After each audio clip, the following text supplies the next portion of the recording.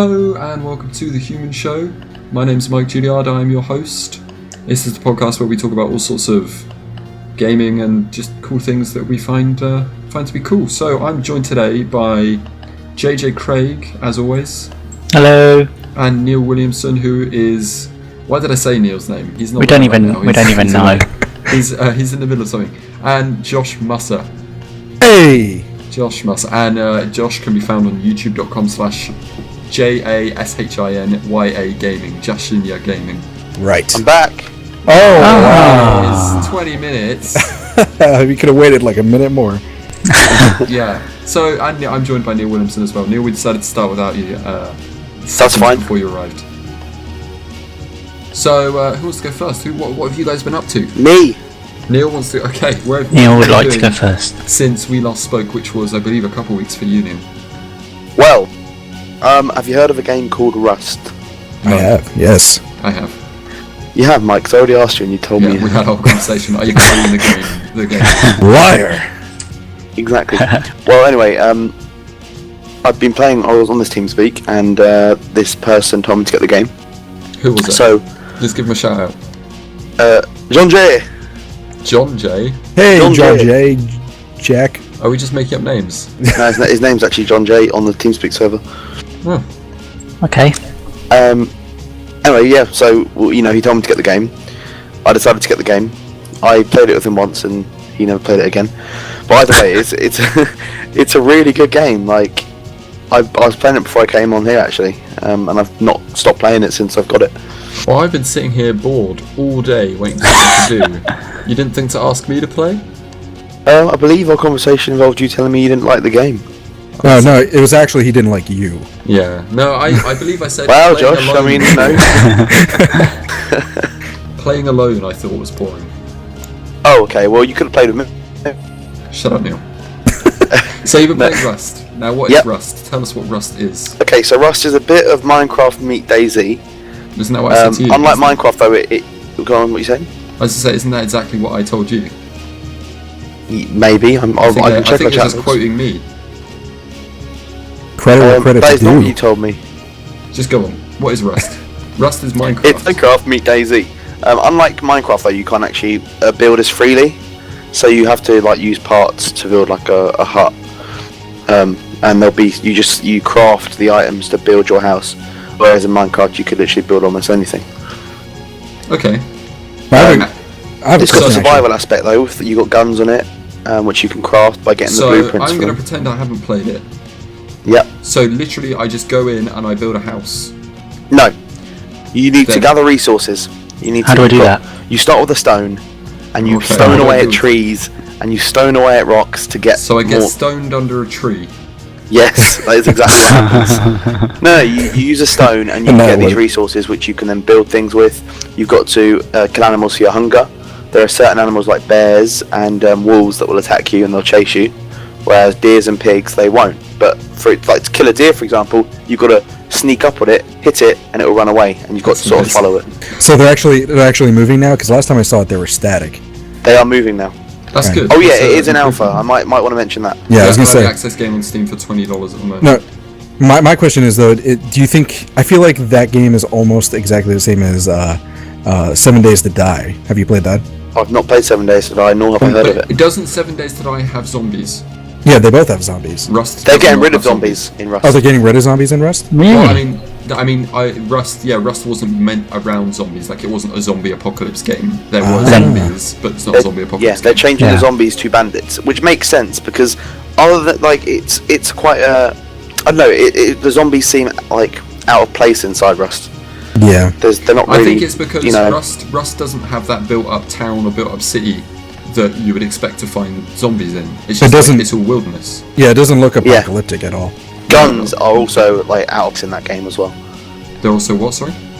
Out of place. Like everything seems all medieval. Yeah. And then you have a gun. Yeah, absolutely. I've watched some footage of it and I thought it did seem a bit strange. But now that game is made by Gary Newman, the gentleman behind Gary's Mod. Really? Oh, really? Yeah. So does that make how does that make you feel about the game? That's hopeful. I like it quite a lot now. Yeah. I remember JJ, I was talking to JJ about it and I said something something about how something Rust, you should get it, and he said that he was more inclined to get that than DayZ. Yes. Would you say that was because Gary Newman was the gentleman behind Rust? I reckon it would. Yeah.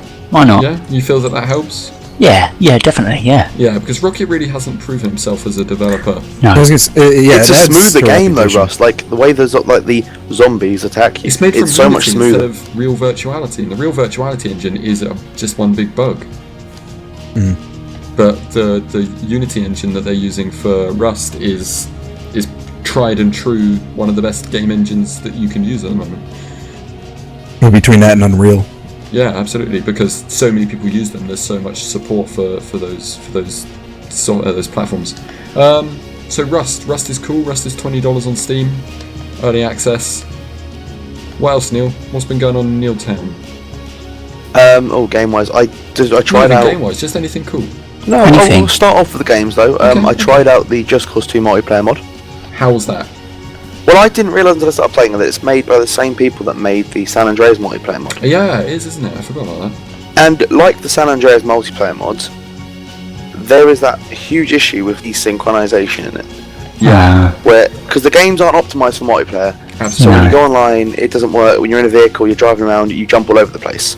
Now, I know that it can be made a lot better because, like for example, with GTA San Andreas, there's another multiplayer mod called GTA Multiplayer where you drive online and there's like almost no desync in the games but you play. How many people are in a GTA multiplayer game compared to GTA San Andreas multiplayer? No, but I can get desync in a GTA San Andreas small server, very small, low population server. Whereas when I went on a 60 player race on the GTA multiplayer one, there was like almost no desync whatsoever. Fair enough. I think that Just Cause multiplayer. I think that these things are kind of true. What's the word I'm looking for? Proof of concept in that games like that. A lot of developers don't make a multiplayer because they think, "What the fuck are you going to do in a multiplayer for this? Like, it's just going to be fucking hectic. No one's going to want that." But people do want that. Yeah, definitely. It is hectic though. It is very hectic. I played Just Cause multiplayer when it was in beta a few times, and it was good fun. Like, just fucking mental. Actually, when it worked. I think Just Cause would be better as a multiplayer because I feel like maybe I'm the only one that thinks this, but I feel like Just Cause is kind of a shallow game as a single player. Yeah, I would agree. I don't remember having completed a single mission on Just Cause. Yeah, because all you want to do is fly around and just blow crap Blow up. shit up, yeah, absolutely. Just Cause multiplayer is available on Steam as well. You just need Just Cause 2, and Just Cause multiplayer can be found on the store. Indeed. So, what else? I started TF2 again. Oh yeah? What made you And go I'm into enjoying TF2? it. Well, I hadn't spoken to Ollie in about 4 months. Ollie Williams with the news, with the weather. Yep. Ollie Williams. It's right. Good job. He likes TF2 and he doesn't really play many games now because of his education. So I said let's play some TF2 and he went on with me. Isn't he going into game development? I don't think so. I think he's more web development. Web design, okay. I don't know, either way, if he wants to make games, no, I think he is making some. He doesn't want to play them as in for joy, because he would waste so much time on them, so he sort of banned himself from games.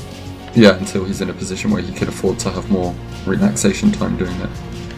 Yeah, I mean, good on him though, I wish I could do that. I wish I could ban myself from games. Okay, so TF2, yeah. What's going on TF2? Anything new? There isn't really. It's the same game, but it's just really nice to go back to it, and it's just so cool how a game that's been out for so long, it still has such a large amount of people playing it. Absolutely, very popular game. I can't believe how long that's lasted. How long's it been out? Do you know? I don't know. I can do Xbox some has quick been out for a long research. time. Oh man, I When tried was it once too. I'm horrible at it. TF2 was released in 2007, October 9th. Yeah. I beat you. Distributed by EA and Steam. Yep, the designers were John Cook and Robin Walker. Absolutely. Now, the first Team Fortress. Yes, was a mod for Half-Life 1. Okay. TFC is called Team Fortress Classic. What is it same kind of thing? Same concept? Similar concept, yeah. Same, just the Game two modes, teams, right, red and yeah. blue, yeah. Oh, because I didn't really. I have it on Steam. I don't think it's free, but it might be. And that was on. I guess that was on Steam first. When was that out? That was out before Steam was. Oh right. Oh, okay. That's an old thing, TFC. Let me look it up. Because I didn't really get into PC gaming. I only got my Sorry, go on. I only got my new PC last year. Yeah, Is that right? I believe so. Yeah, it is. Yeah. And before that, I was on a crappy laptop that I could only really run Minecraft. Oh, okay, sorry, hang on. Team Fortress Classic is a team-based online multiplayer first-person shooter, blah, blah, blah, blah, blah. It is based on the 1996 Quake game modification Team Fortress. So Team Fortress was originally a mod for Quake, then they made Team Fortress Classic, and then they made Team Fortress 2. And it came out in 99, Oh right. whereas the mod was 96, and then TF2 was 2007. Okay. Yeah, I feel like I feel like I'm in, think like, what a games history are class. around in '96. That's pretty much it. This is what the podcast is, Josh. Sorry, Neil? Well, I'm learning a lot. Yeah. What was that, Neil? It's weird to think what games were around in Absolutely, 1996. it's so strange, isn't it? The fact that the original Team Fortress was out before... I was What? 3. Yeah, 3 years old. Bloody hell.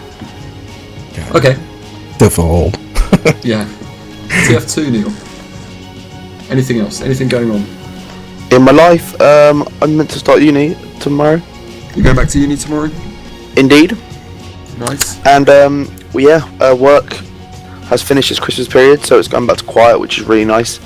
But we've had to say goodbye to Christmas the temps. leading game provider in the UK. Yep, I'm the assistant CEO. Wow. Yeah. What are you majoring in, or whatever it is that you call it? Well, it's kind of majoring. You just do one course in England. Okay. What are I'm you doing a course called TV and Video Production. Oh, okay. That's a cool. 4-year course, is it? 3, maybe 4. I can't remember. I need to check. Well, I don't know how. Do you get like what is it? Like, do you get bachelor's degree, or do you call it something else?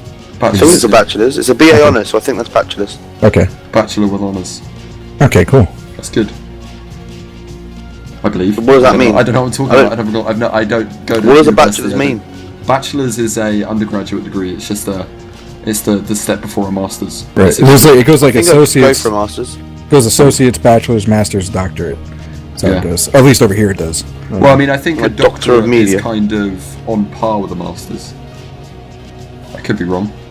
Well, here masters is a 6-year program, and a doctorate you actually get to add doctor to the beginning of your name, and that's an 8-year Yeah, program. but I mean, as off topic here, but Yeah. at least in Canada and the UK, and from my belief, because Canada's pretty similar to the States in their education, you do 4-year undergraduate degree. I guess it could be. It depends, because I guess you're thinking of a PhD. Yeah, right. I'm thinking of an MD. But doctor, is- that's completely different. That's completely different. To a Yeah, PhD. PhD is what I'm talking about. Yeah, fair enough. For JJ Neal, PhD is just a doctor in whatever, whereas an MD is a medical doctor. Yeah, MD is like a good 12 years out of your life. I think that, yeah. Anyway, I don't know what I'm talking about. Let's move on. Who game Neil? Yeah, I mean, that's really all that's happened in my life. That's Neil's life at the moment, is it? Okay. How about you, JJ? Let's go on to you. Well, 'Cause Josh is going to talk for hours, he said. Yeah, I know. earlier on this week, I got my Pi out, my Raspberry Pi, Nice. my Did mini you- tiny computer, Sorry. and I saw somewhere that you can get Netflix on it. Yeah, with a media player. Yeah, there's some kind of media player operating system you can put on it, and you have to buy a couple of licenses, which are like, I don't know, about $7. Each? No, for both. And what are these licenses? Because I'm interested in They're- a Pi, and I haven't turned it on in about... What the hell's a when did I Pi? buy it? A Raspberry Pi is a small computer. They go for about $50, and they run on a Linux operating system. I was about completely on a different track there. I thought you were. It's talking about the size of a Raspberry Pi. credit card. Yeah, it's Wow. a tiny little computer. They have about 512 megabytes of RAM. I'm out of the loop on that one. Absolutely, they're really cool bits of kit, but they're designed for developers, which neither JJ or I are. I'm not a developer. Absolutely not. So, yeah. Yeah, I tried to put... There's this walkthrough online that tells you how to do it. But I've done it, and it's not available in the UK. Absolutely, of course. So, I've either got to move to America... Do it. Or I can... I don't know if it'll ever come to the UK. I doubt it, to be honest with you. You might have to... There are other subscription, like... I think Amazon do some kind of a similar Amazon streaming... Instant Video, yeah. Yeah, I don't know if that might work in the UK or... I don't know, but I'll have to look into it. Yeah. Wait, why would it not be available if it's like a digital thing? A lot of Netflix was only released in the UK recently, and most of the shows that you can watch on US Netflix you can't see on British Netflix. Yeah. Really? It's just the licensing. The companies that own the shows don't want them broadcasted overseas. I don't know why. We get a lot of BBC stuff on Netflix. You can bypass that though. You can bypass that, but you have to use a proxy, which the Pi might not support in the state that JJ has. Yes. No, I don't think so. That sucks, though. Man. Yeah, it's silly. They only got Netflix. I left Canada. I left the UK 2.5 years ago. They got Netflix shortly after I left. Wow. Wait, was Netflix around a lot longer? Yeah. Netflix has been in the States for like 10 years. Yeah. Wow. They originally started just sending DVDs, but now Love film, yeah. Love film. Yeah. I don't ever get DVDs. It's just nobody does. Yeah, because it's so expensive for no reason. Absolutely. Wait, do they still rent DVDs? Yeah, you can still get DVDs from Netflix. It's like an actual UK one, I think, as well. It's like double the price if you want for one DVD at a time. Silly, isn't it? Yeah. My manager at work still gets that, and he's an IT manager. Does he still pay for an AOL email account too? I mean, if you live in a place with really bad internet, then I can see the kind of interest. He's an IT manager. And he has access points. No, he lives in Ferring, all right. In Ferring, well, there you go. Yeah, man. It's still not bad. He's got a huge house. He has access points. He's fitted all these access points all around his house, and he has he rents from Love Film. Well, maybe like an English equivalent to Netflix. I was gonna say Love Film sounds like a porno. No. That's what it sounds like. Love Film is where you get the DVDs delivered. Yeah. Sorry, I mean it's an English equivalent in terms of the DVD delivery. Yeah. Which he needs to catch up with the times. Yeah, man. You know, Netflix originally went to Blockbuster with their idea, and then Blockbuster completely laughed in their face. And now they're bankrupt. Yep. It's quite amusing. So you've been fiddling around with your Pi, but you couldn't get Netflix on it. Yeah. That's a shame. I've managed to this operating system supports AirPlay, so I get my iPad. Oh wow, really? Put a YouTube video up on my iPad, and I can push it to my Pi. Surely you can do the same with your Netflix then? Possibly. I haven't actually tried that because I haven't got a subscription login on my. Well, I mean, although when I was at my parents' place over Christmas, we did that with Netflix, and I don't know about YouTube, but with Netflix you'd often get a lot of audio desync. Yeah, that's kind of quality will probably go down rather than a third-party thing like iPad. Yeah. I mean, this was an iPad to Apple TV. I don't know why we were doing that. Right. The Apple TV had Netflix on it. I don't know why we were using the iPad. Oh well. How about any games? Minecraft. You've been playing Minecraft? I've been playing Minecraft. What's Minecraft? Minecraft is a game made by EA. Oh. Is it first-person shooter? Yeah, it was Peter Molyneux was the lead designer. Wow. Yeah, out of the loop. Yeah, absolutely. Minecraft. What's been going on in Minecraft? Why Minecraft? Well, I've been watching a lot of Minecraft. Okay, go. No, I'm done. Go on. Okay. I've been watching a lot of Minecraft. Nice. Minecraft community. Do you have a specific like Minecraft person like? I like. Can I guess? Yeah, go on then. Either Kurt or B-dubs. Both. There you go. There you go. I know that you have a man crush on both of them. Both of them. More. I think I like B-dubs a bit more. B-dubs is just more upbeat. I'm very particular about my Minecraft Let's Players. Who's your favourite Minecraft Let's Player, Josh? Mine? Paul Source Jr. He's the one that got me started. Really? Yeah. I honestly just thought, like, I don't want to be. I mean, like Paul Source Jr. is going to hear this. I don't want to be like sound rude, but I just assumed 90% of his community were like really little kids, like 6-year-olds. Because he always talks about how his community his fan base is so young. I think he does have a younger fan base, just simply because he's kind of a family-friendly guy. Yeah. But he's the one that got me started on. Well, actually, he's the one that got me started on Let's Plays, like watching Let's Plays. I mean, and he in Minecraft specifically. I just really liked his roleplay stuff. Actually, I've never watched a video of his, if I'm honest. Yeah, it's his. I like his tutorials a lot. Neil, just say these things, Neil. Just say these things out loud. Link me to your channel. You were in the middle of a conversation. I didn't want to interrupt it. No, it says link me to your channel. Channel. I will type his channel in right now for you. You guys keep talking. Oh, to Paul Source? Yes. Yeah. Oh, okay. Yeah, it's I like Paul Source Jr. a lot. I think it's just Paul Source Jr. I can spell it if you want. It's PAULSOARES Jr. JR. Like that. Yeah. Does you remember the Minecraft community? I remember when he got added. I didn't know who he was. Good times. Why Minecraft? Why Minecraft? Let's get back to this. I don't know. Just because I've been watching loads of videos and remembered how good it was. But what I've also been Sorry. Okay. What have you been doing in Minecraft? Single player, what? Yeah, I would like to play a multiplayer, but I tried to find a vanilla multiplayer server before to just relax and play a bit of Minecraft with other people, but it takes a while for them to put you on the whitelist and all that crap. You know what? I'm going to put up a vanilla server, and people that have been on the podcast are invited to join the server. That would be cool, because the problem with a lot of the servers are so big that everything's it's like stripped, like there's no resources anywhere. Well, it'll be a 100% vanilla Minecraft server on the latest version, maybe snapshots. I don't know. We'll have to discuss that. But just people that have been on the podcast will be welcome to join. That'd be cool. They got what's the new one? They got a new update coming out soon too. 1.8. 1.8 is coming out in the near future. They've got the new like rocks or something. Yeah, the new rocks. Yeah, there's different types of stone. Yeah. Stone. Yeah. Oh. Oh, do you want me to say what they are right now? Please do. It's like marble, granite, something. We've got diorite. Diorite. Wow. Yeah, and then you got granite. There it is. Yeah.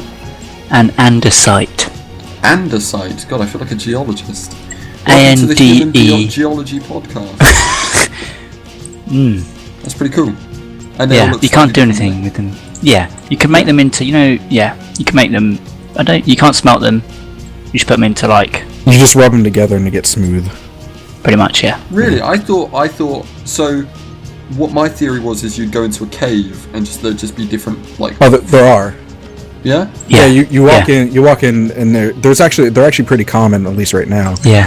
Some of the textures are a little confusing. They look a lot like other stuff, but you once you pick it out, you get the rough stuff. You put 4 in a box, like in the crafting table, and then it becomes 1 block of smooth, whatever it is. Yeah. Okay. Well, I will look at getting up that server so we can invite all future members of the podcast to join it. Ooh. It's called. It turns it into polished. Yeah. The stone is. That's what polished it is. Diorite. That sounds cool. Yeah. Yeah. Nice. Yes. So you've just been playing a bit of single player because you haven't really got anywhere else to go. I have no friends to play with, basically. Yeah. You have no friends. Okay. No friends. Yeah. You heard it here first, folks. While we were on the topic of Minecraft. Yeah. I basically there's a Minecraft person that I really hate. Okay. I find most irritating. I want to try and guess this one now. Okay, go for it. Now, I don't hate this guy, but I find the way he speaks rather annoying, and that's pause and pause. Yeah. Oh no. I just feel that pause and pause says the word there too much, and it really annoys me. God damn it! Who are you talking about? Nah. Pyro. Pyro? Yeah. Packrat just annoys me a bit as well. Pyro, why do you hate Pyro? He talks about... I've listened to him in the podcast, the Minecraft podcast, and he just the things he says, he doesn't really need to. It just makes you feel a bit awkward. There are things where he says about his family like not doing well. And I thought he's trying to get the sad story, like yeah, kind of thing. Well, this is taking a sad turn. Now we're bitching about Mindcrackers. But yeah, I don't. Not a fan. No. Fair enough. You know, not everyone can be a fan of everyone. And he's Irish. Ugh. I'm sure he's Northern Irish though. So he's pretty much English. Darn. Neil probably isn't here again. Neil's here. gone. Neil, what are your feelings on the partition between Northern Ireland and the Republic of Ireland? They should go to war. They did I that. don't think they should go to war. No.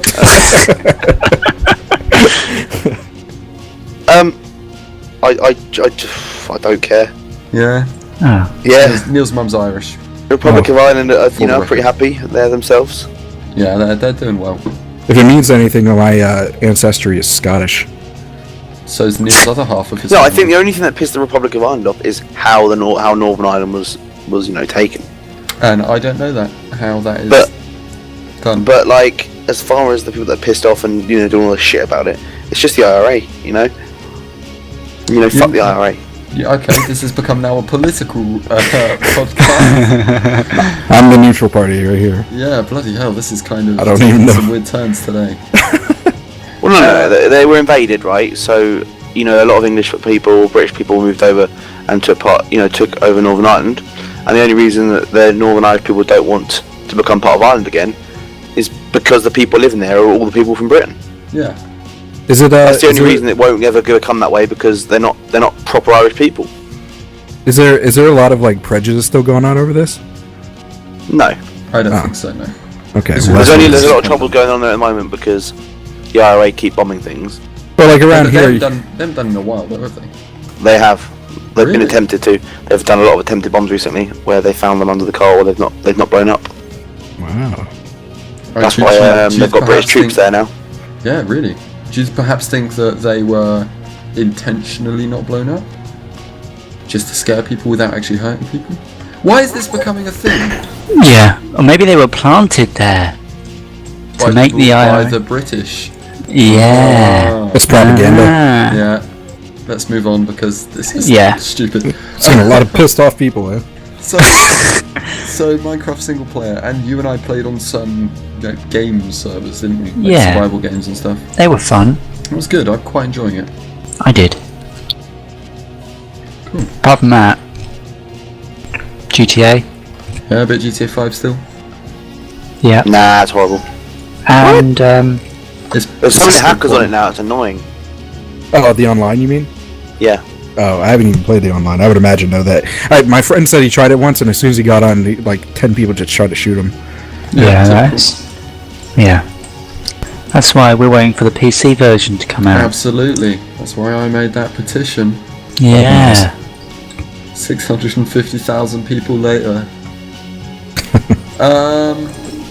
So anything else but Minecraft? I played Assassin's Creed. Is it 4? That's the newest one, if that's the one you mean. Yeah, that is the one I mean. Yeah, I did Black that Flag. today. Correct. Isn't it a bad thing if you can't tell anymore? Yeah. They're all the Well, same. yeah. Well, I'm more of a pirate in this one, so. I heard this one's at least better than You the pirated three it? was crap. No. Calm down, Neil. Don't worry. You sounded really worked up about that. What? Pirating's bad, JJ. I know, Neil. Don't do it. So Assassin's Creed, and what made you go back to that? You just haven't completed it and wanted to complete it. Yeah, my friend keeps saying that the storyline's really good and the ending's really good. Who's this friend? Yeah. Your friend doesn't know what he's talking about. Sounds like someone's telling fibs. We might be, Neil and I but both completed it, didn't we, Neil? Yeah, the other day. Together. Yeah. Bums at the end then. There's assassins. He blows himself up with a grenade. No, that's I Am Legend. Grenade. Spoilers. When we were in high school, I really wanted to see I Am Legend. Neil had already seen it, and he just came up to me and said that.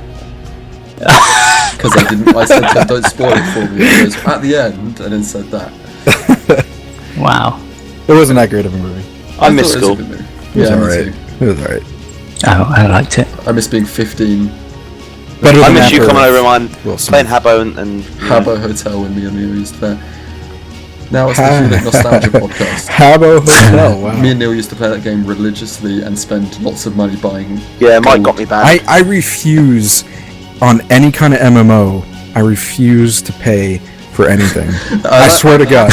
You know what? The fact that you're kind of implying that Habbo Hotel is an MMO is making me feel a lot better about the fact that. Well, you know what Opposite. You know what I mean. You know what I mean. Like one of these.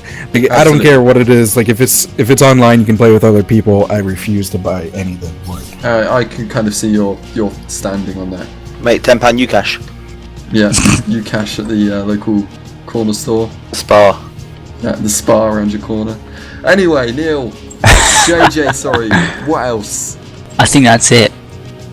Minecraft and Assassin's Creed Black Flag. And the other one I said. Flag. GTA, of course. GTA. Like that. Old news. No one.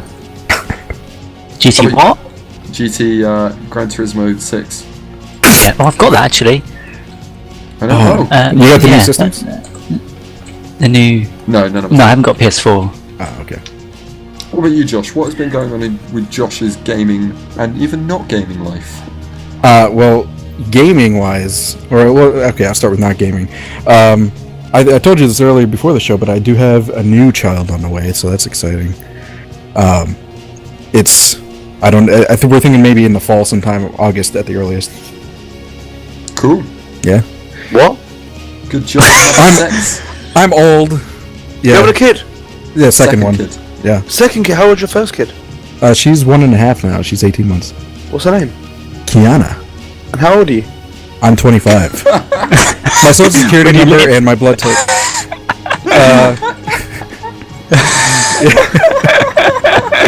Oh my god, Neil. I'm just trying to find out as much as I can about Josh Anya. What's Well, the we can- address? We can talk afterwards and get some. No, Neil I'm can't going talk in afterwards. 10. He has to go in 10 minutes. Oh, We haven't well, even gotten to the news I forgot. that Neil has to go. Dude, so- my goodness. the No, news. Josh still has to talk about his I forgot about child. mine. Well, the new child. I don't know much about the child already, so except that it's happening. So, What's their email address? what? Your new child's email address. Oh, Can you name it Neil? no. It's probably going to be If it's some a sort of girl. Hawaiian name.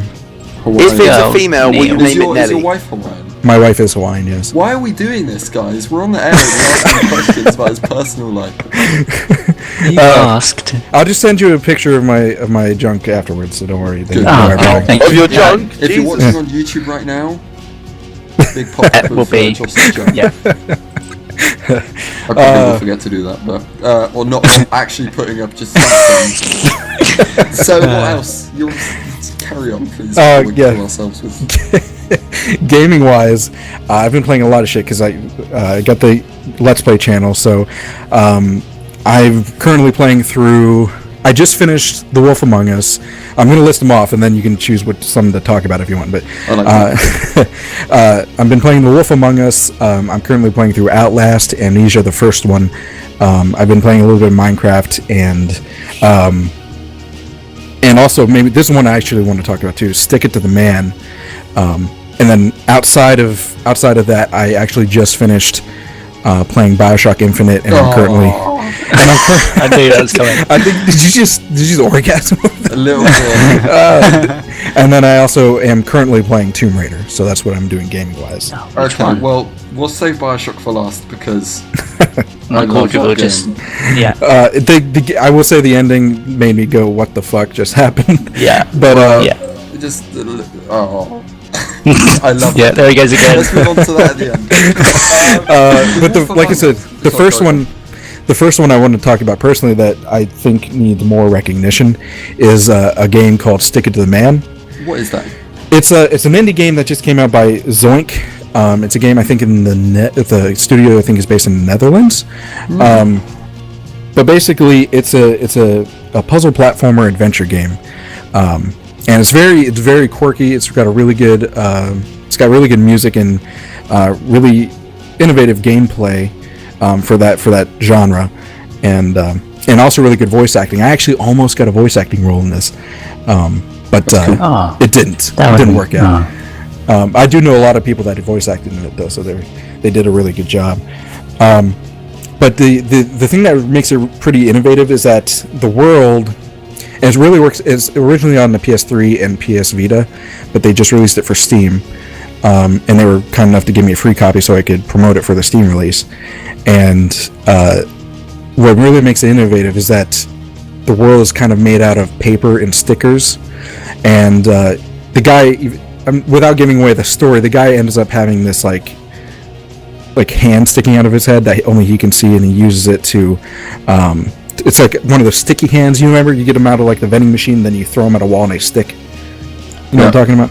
Yeah, it's kind of like one of those things, and he can kind of grab stickers and use them to place them somewhere else in the world to help solve puzzles or rip down parts of the background to find things like that. Yeah. And then with a little bit of platforming as well into it. I've heard actually about this now that you've started describing it. Yeah, I kind of. Yeah. I definitely look it up. I mean, I got some gameplay videos if you are curious about it, but I would definitely consider it because it's pretty fun. I like that it started on PlayStation. I just think that's such a cool way that game, because of course everyone that wants to make indie games just thinks, well, it has to be released on the PC first. Yeah. Because with Steam and Greenlight and stuff absolutely. like that. Even not on Steam, anyone can make a game and release it on their own website. True. Yeah. But what I like is that it was released on a console first, because that means that consoles really are moving towards making video games. PlayStation, indie games, especially. Yeah, absolutely. Yeah. And I think they are a little bit, because I mean they have a history of like, this is their first, I think, real video game that they've done. They've done. I think they also do things like in the advertising realm and stuff like that. So they have a little bit of backing already from other business ventures, but they're still a small company, and they got it released on PlayStation, who's been a pretty big supporter of the indie community. I'm loving that indie games indie developers are having more space to build their content. And the content ID system sucks, and we're trying to help out the indie game. Blah blah blah blah blah. Go the Rebellion. So that's on Steam, PlayStation Network for both the Vita and the PlayStation 3. Do you know how much it will set you back? On Steam, it's $15. And you don't know about the console? Yeah, I don't have a PS3, so. Okay, fair enough. And one of the games I want to talk to you that you said you played was The Wolf Among Us. Now that's a Telltale Games game, isn't it? Right. Mm-hmm. Have you played the game that a lot of people know them for, which is the Walking Dead point-and-click adventure?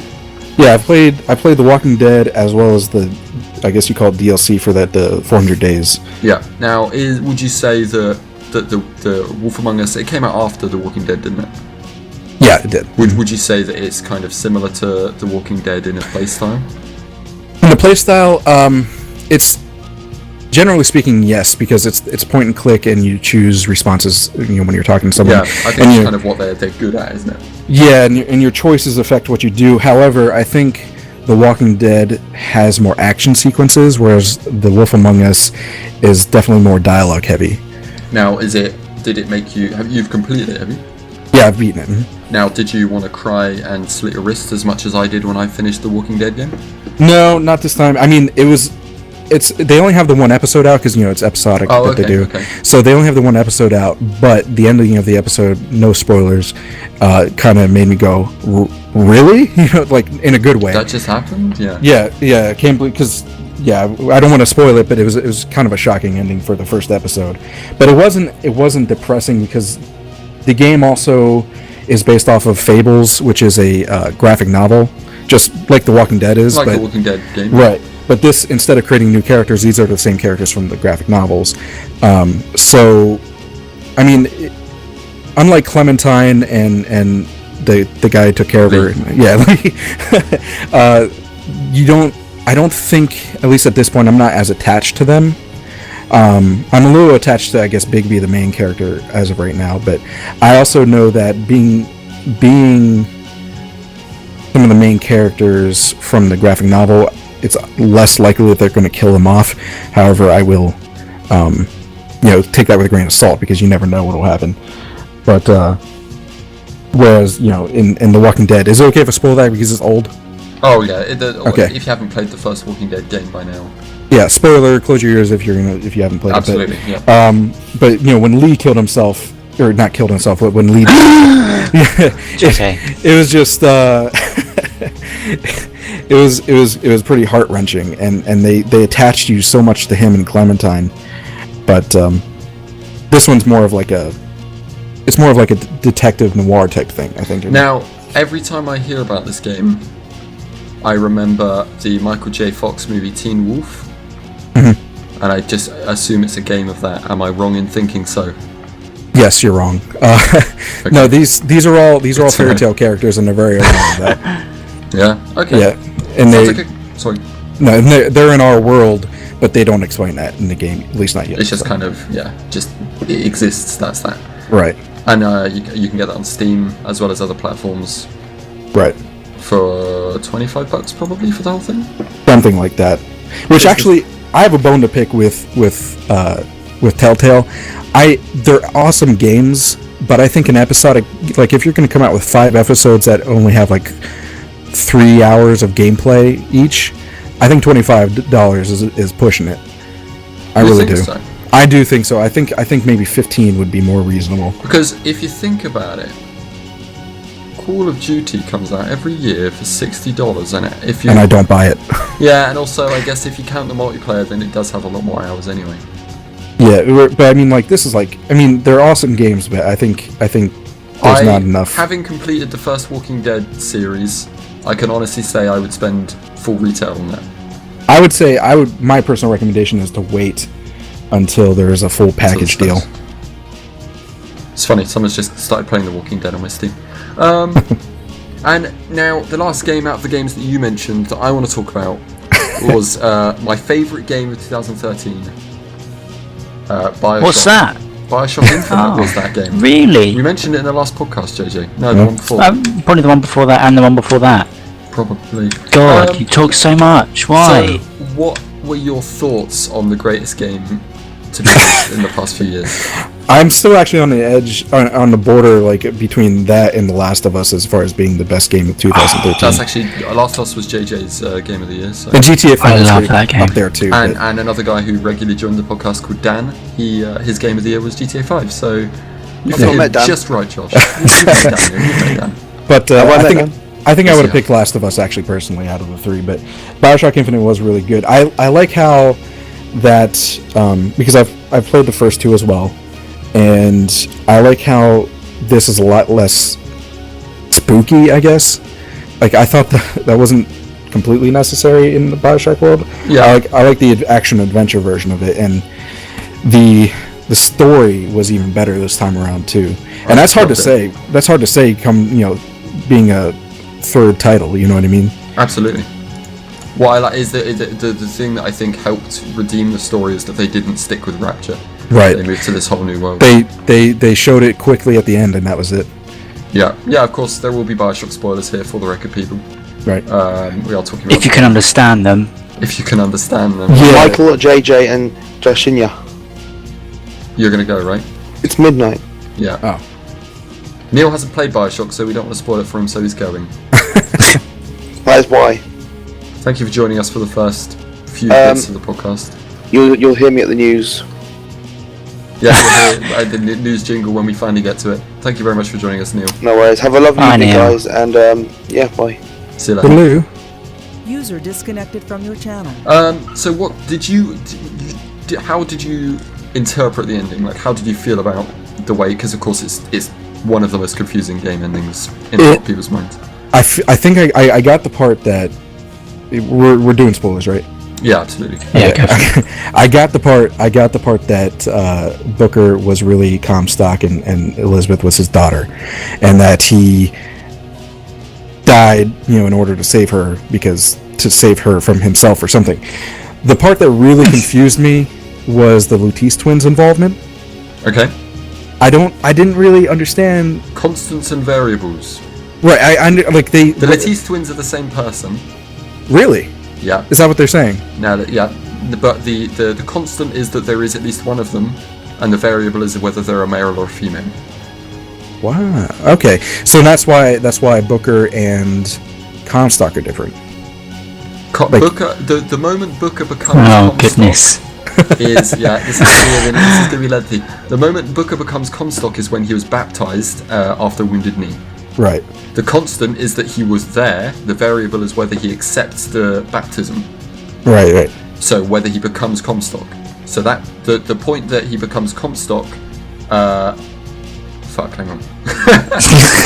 So he becomes Comstock, and then moves on to found Columbia because he meets the Latisse twins, or one of the two, depending on which gender the person was at that time.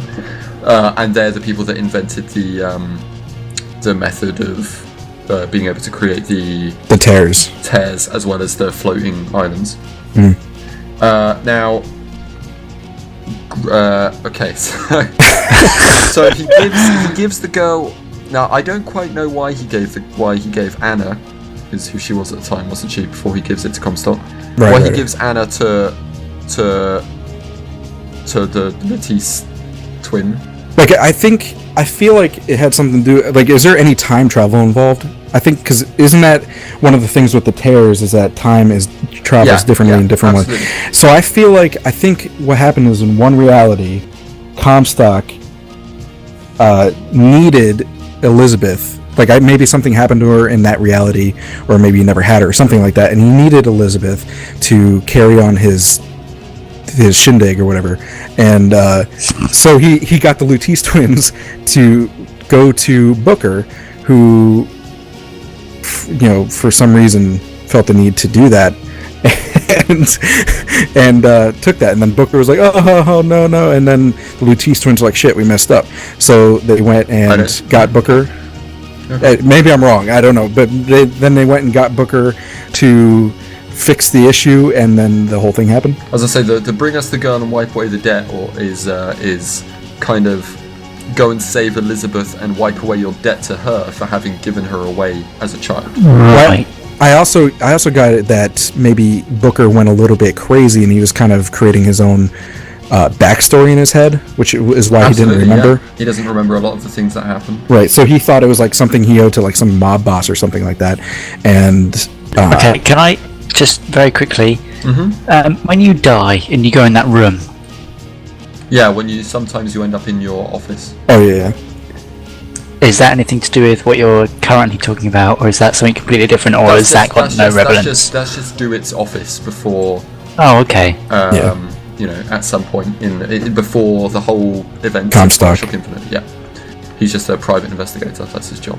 And is this the at the beginning when he's number 39? Is that the right number? Number 30. Oh, the lottery, the bingo thing. Game, yeah. Yeah. Is that? No. Carry on. I don't feel. Sorry, I'm getting a nosebleed from this. Yeah. There you go. Do it. You carry on. But I don't know if I'm on the right track with any of that. No, I can see a lot of what you're saying.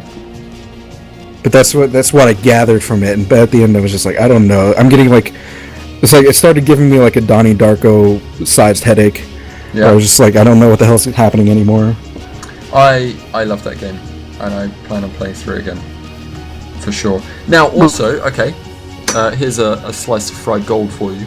Oh, I love fried gold. Now, the events of Bioshock 1 are a different universe to Bioshock Infinite, and it's effectively the same story. But now I haven't played Bioshock 1. I didn't complete it. I played it a long time ago and I never completed it.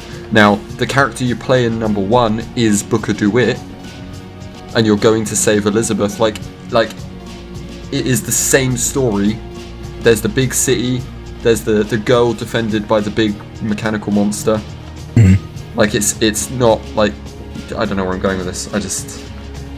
I was watching, like I was listening to someone explain it, and I felt that this part was amazing, but I'm explaining it wrong. Is it kind of like the big bird that protects Elizabeth? Songbird is the big daddy. I feel like the big daddy's is weird though, because like the big daddy, I wouldn't say. I mean, Songbird is effectively the big daddy of Elizabeth. Absolutely. But did Bioshock 1 have that massive like end, like because all the big in Bioshock 1 and 2, Big Daddies were kind of like a mid-tier to upper-tier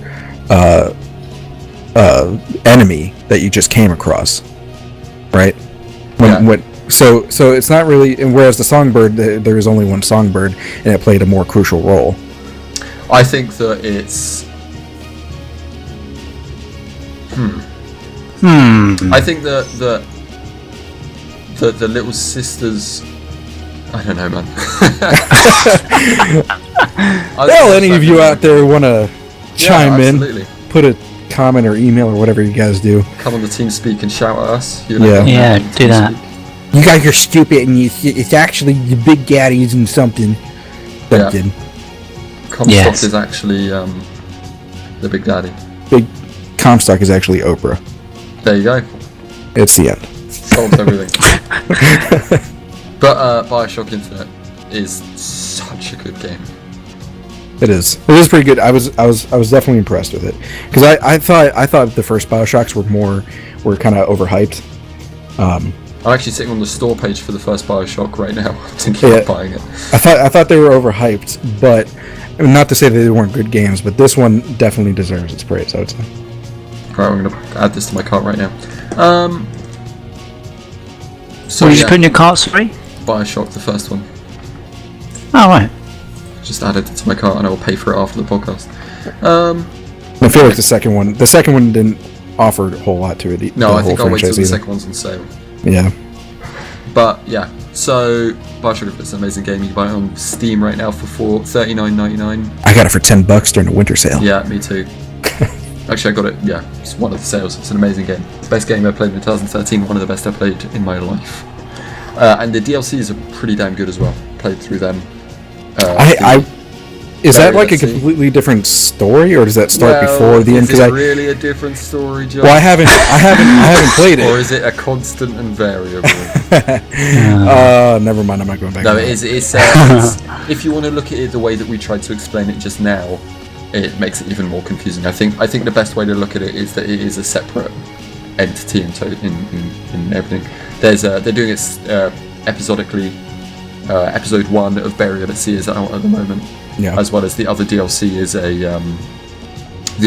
is like a horde mode or whatever for lame. Yeah, kind of defend yourself against loads of enemies. I hate horde mode. Yeah, you're not a fan? No. That's a shame because it loves you. It's boring. No, Left 4 Dead, those types of games, they do horde mode well because that's pretty much the game. There has to be some sort of progress, like an end goal, not just survive as long as you can. Like I get bored with that quickly. Okay, I can see that. Now, unless there's anything else to talk about, we are going to move on to the news. Do it. Go for it, son. The news. There's Neil's news jingle for us. Meaning it's now time to talk about the news. Oh. Google Docs is being an arsehole. Hang on. Oh no. Technical I had to type in my password. difficulties. Okay, podcast and news document is now open. Yay! The Elder Scrolls Online had an closed beta this weekend. Now, I was in it, but I'm not allowed to talk about it very much because I did agree to an NDA. But they can ban my account because I really hated the game. Oh. So how do you? So are you? I know JJ and I actually play WoW quite a bit together. Are you much of an MMO guy, Josh? Well, like I said before, I refuse if it has to do with me paying a lot of money to play a game, especially an online game. I usually refuse to. I have paid for WoW a couple times and like once for Rift, just the subscription stuff. But I don't play WoW anymore because I don't think it's worth my money. Yeah. Rift, however, being free to play now, most of the MMOs are going free to play. A lot of them are. I don't mind Rift, and I actually been playing Neverwinter too. But I'd say play that. Rift, she played Rift, yeah. Oh, okay. Yeah, sorry. Rift and Neverwinter, I like a lot, and I don't play it that much just because I'm very much I like single player story driven type stuff a lot. Me too, totally. Yeah. So how do you guys feel about the Elder Scrolls Online being a full-priced $60 game. Oh. With $15 a month paid. Hell no. And a rumoured cash shop where you can then buy in-game items with real money. Absolutely not. That doesn't entice you? No, not at all. Are you a fan of Skyrim or the Elder Scrolls games? I do. I love Skyrim, and Oblivion was okay, albeit a little bit repetitive. I didn't play much of Morrowind, but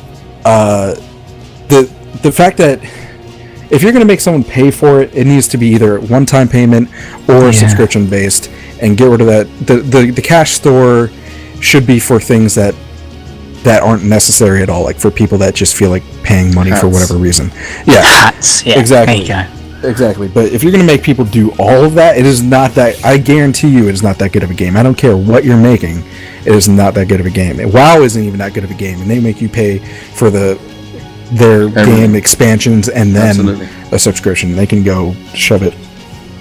Well, that's kind of caused a little bit of an uproar that it's going to be $60 plus $15 a month, but you get, of course, a month free when you pay the $60, which is lovely. Oh, hooray! I just can't see myself spending $15 a month on anything. I don't play WoW anymore for that reason. It's just, I don't have time to spend all that. I don't have time to spend $15 a month worth of time on one game. Try my best to get it.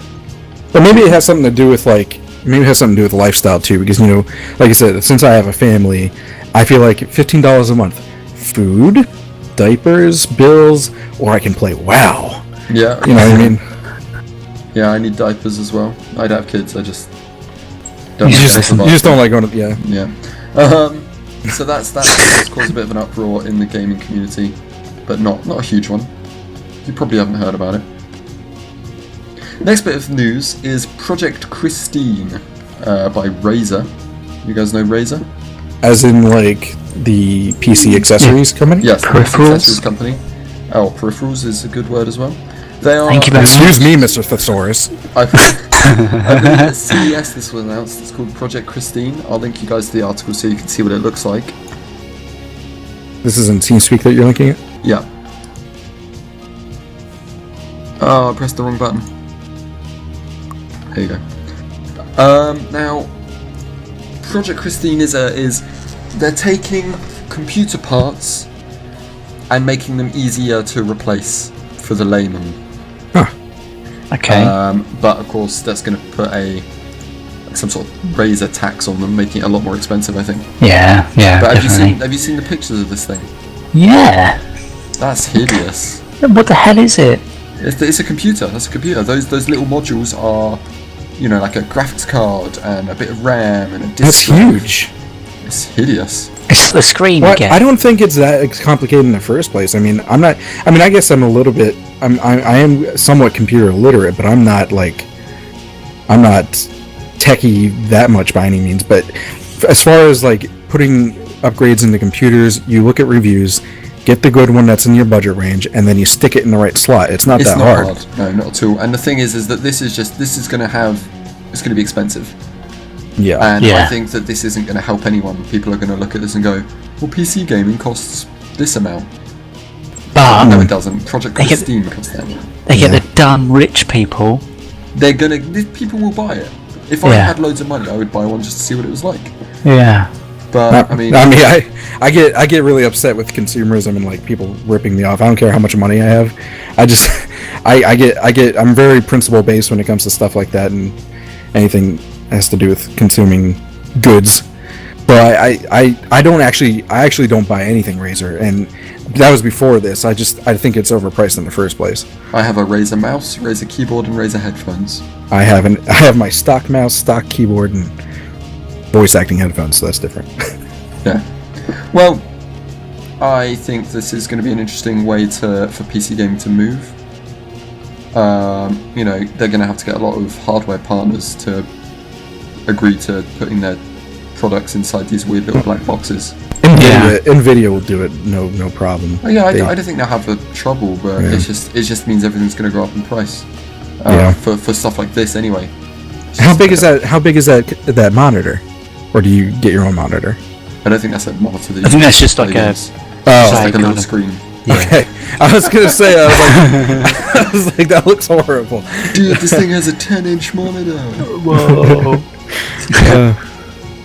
So that's going to be rolled out in the next few months, I assume.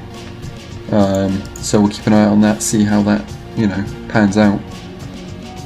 Another interesting thing out of CS. CS has had a lot of gaming stuff this year, including Steam machines. A lot of the new Steam machines have been announced. Those things piqued my interest, but for some reason I just get like, I know they're not, but for some reason when I look at them, I'm like, those remind me of those like $10 things where you can play all those like really old like Atari games on your, just plug it right into your TV. Like, that's what it looks like. That, except it costs between $500 and $6,000. Yeah. No. And it runs Linux rather than whatever those weird things used. I don't know how they worked. A hamster? Yeah. But they've announced all sorts of cool designs, a bunch of technology partners, so that's really cool to see different ranges of these products being released. Now, I think a big thing that when they announced it was the whole stream to a weaker machine thing. But do you know what I'm talking about? Where you can stream your game from your gaming PC to a device under your TV. Oh, that's kind of cool. But the thing is you wouldn't want to pay $500 for something that does that, would you? No. I think that these machines aren't aimed at those consumers that are interested in that feature, which is why I'm not interested, because that's what I was interested in. If I was to get a Steam machine, I would just get a cheap one so I could stream straight to it. But I guess it would take it would take a little bit off of your computer, though, right? Like absolutely, it would use your computers. It would be like running the game on your computer, but I could sit on my couch instead of. Yeah, so you can get lag on your TV instead of on your computer. Absolutely, it's something I get all the time, and I love it. Yeah. Now, what are you guys' thoughts on 4K monitors? Well, funny you should say this. My friend actually texted me a picture today of a 4K TV. Which you might think is a bit of a silly idea because, well, his camera's not as good as a 4K TV. Course, yeah. But, I'll be honest, the picture looks brilliant. Even in that picture that he took. It looks amazing. Yeah, no, they do look quite lovely. It's pretty much real life. Absolutely. Do you really think that 4K is going to take off in a general consumer? I don't think it's going to be as big as when in like high definition was introduced. Yeah. I don't think as many channels are going to go into 4K. I think most channels are HD now. Jesus. Yeah. So I'm looking at this. I'm looking like online at the store and stuff like that. On like Sony, and they have they have. But one was reasonable. Like I was like, 55-inch and 65-inch 4K Ultra HD for $3,000. I was like, okay. Is it really? That's so cheap. I was looking at that and I was like, okay, that's actually pretty reasonable. Then I looked down below that, 84-inch 4K TV, $25,000. Well, CES. 84-inch. 84-inch, yeah. That's the thing, right? When we were kids, we'd have what? A 20-inch TV in the living room? Yeah. Well, yeah. That's true. Yeah. So I mean, I guess probably in 10 years, maybe even less, actually, depending on how fast this goes, it should actually come down a lot. To be honest with you, I mean, the story that I was going to talk about is Dell at CES, a 24-inch, I think, a gaming monitor, for 4K for $1,000, which is amazingly cheap compared to what gaming monitors have been running, like price-wise, up until now that were 4K. That's just so cheap. I'm so excited for that to become the norm, but then I have to buy a new graphics card because my graphics card won't be able to run 4K. No, definitely not. Yeah, that's the other thing too. Yeah, like you have to have something to. It doesn't even matter. Yeah, but I mean, how far does it need to go before it's just you can't even tell the difference anymore? You know what I mean? Like 8K. 8K, really? Is that like scientifically 16K. proven? Yeah, 16K, I reckon. Well, that's the scientific measurement for if something looks like real life. Well, for instance, this looks about 32K. Like refresh rates. Refresh rates, like very important for gamers or people who watch sports, because it has that blur, the motion blur, if the lower your refresh rate is. Yeah. But I mean, at a certain point, like I think it's, I want to say like 480 or something like that. Past that, it's not even, you can't even tell the difference. So at a certain point, you can have as clear as you want. Your eyes just can't tell the difference between. Absolutely. You know, like I'm looking at this picture between 1080 and then the 4K thing, and to me, it just looks brighter, not more detail.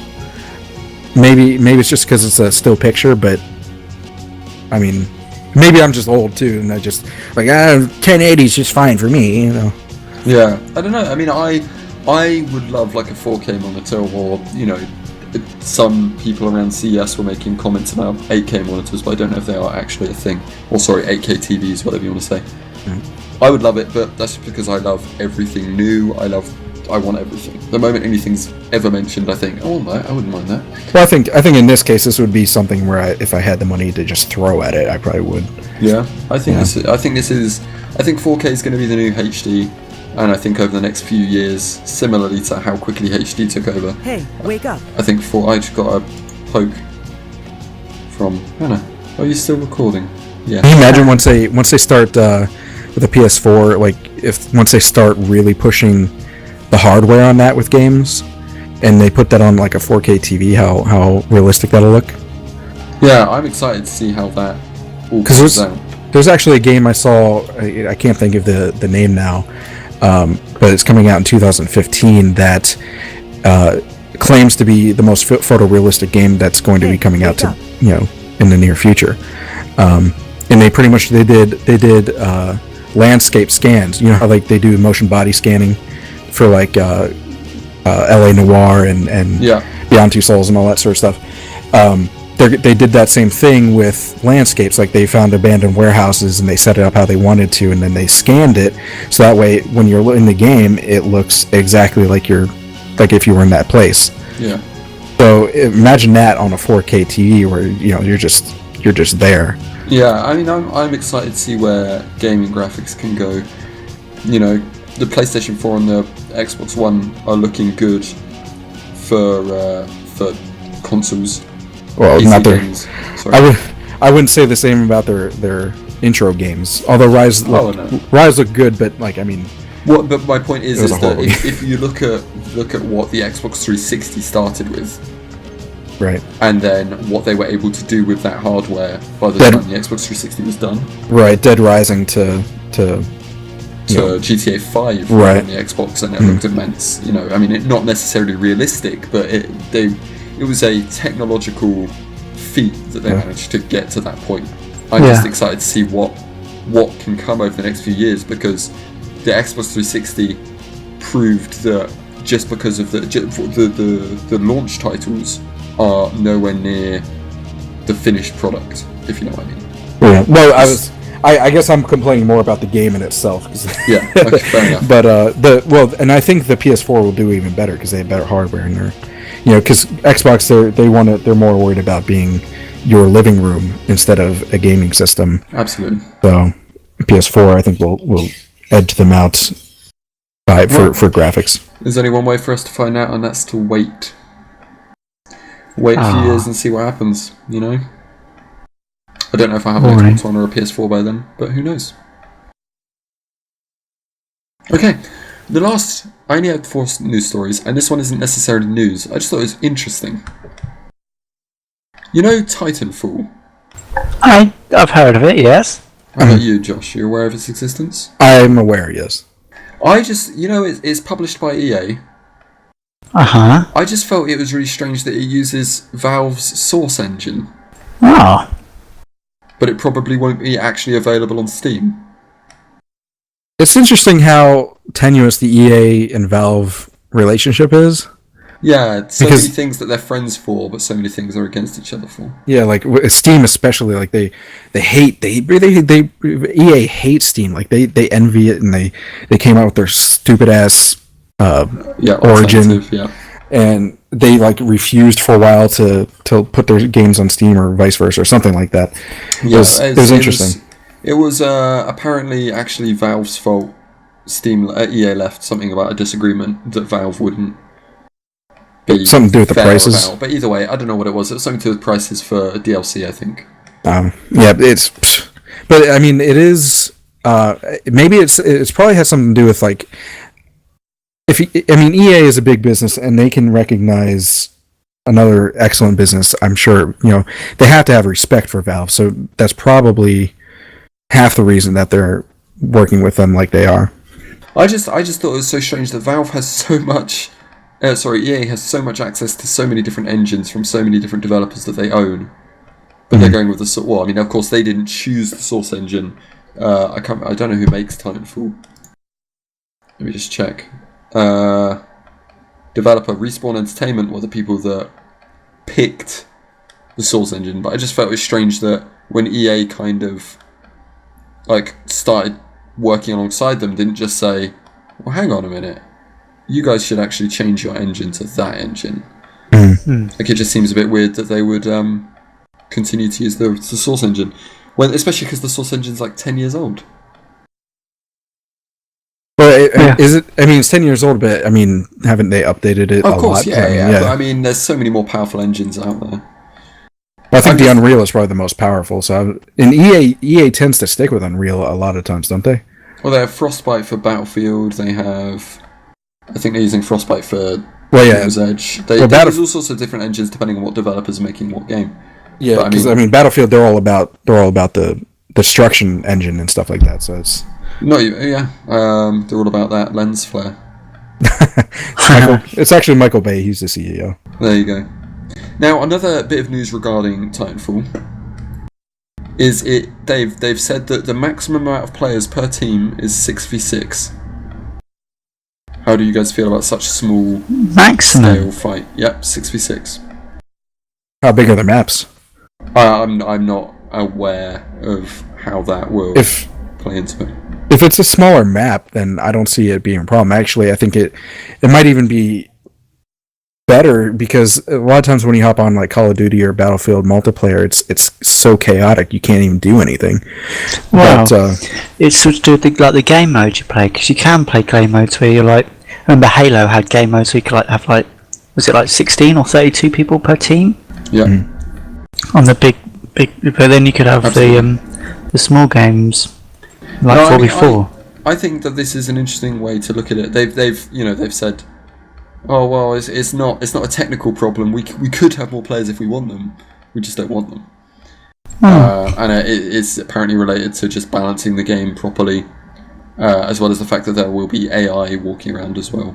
Yeah, I think it'll create a better team dynamic too. Well, we'll find out on March 11th. March 11th. March 4, 13, 11? Yeah, March 4, 13, 11. Okay. March 11th in North America, March 13th in the EU, but the UK gets it on March 14th.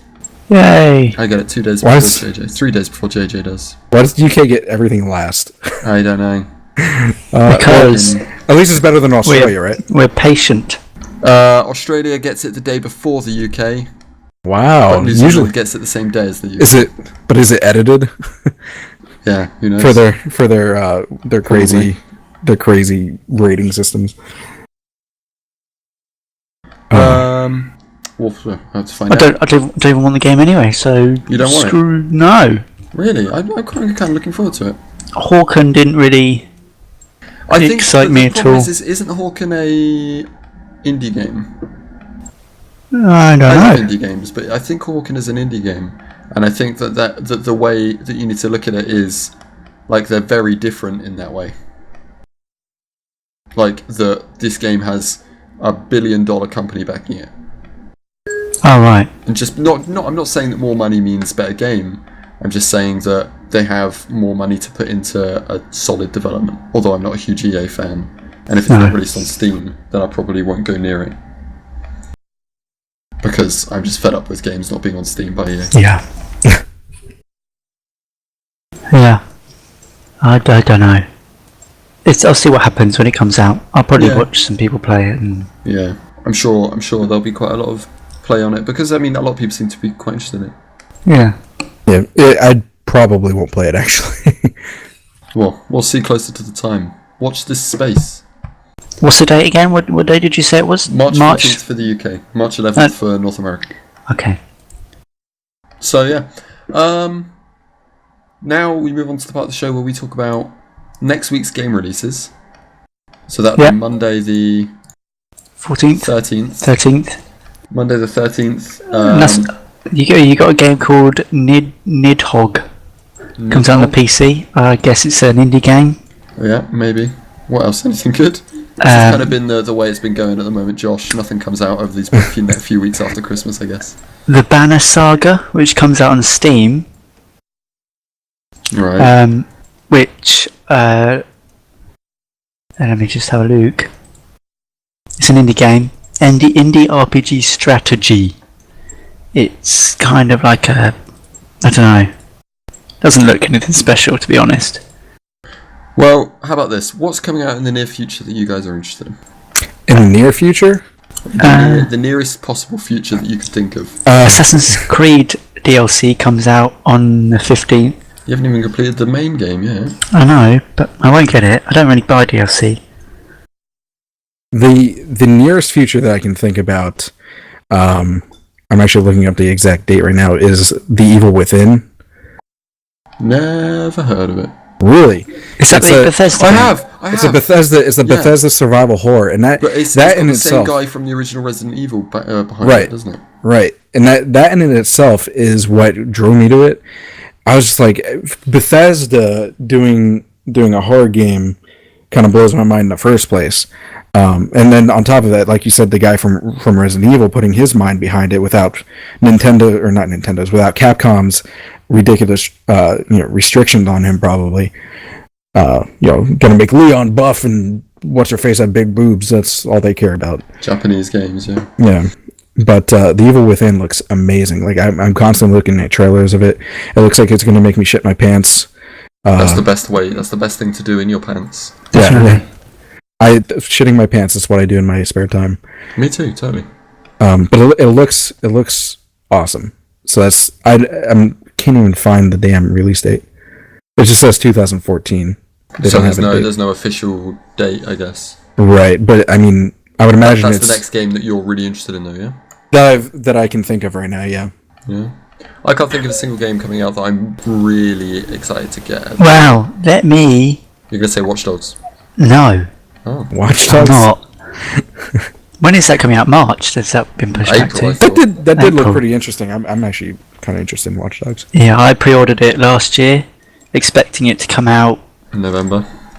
Yeah, but I think they should give you a discount if they do that sort of stuff to you. Well, yeah. Personally, I also pre-ordered. Remember Star Wars on Connect? Oh yeah. I pre-ordered that 2 years before it came out.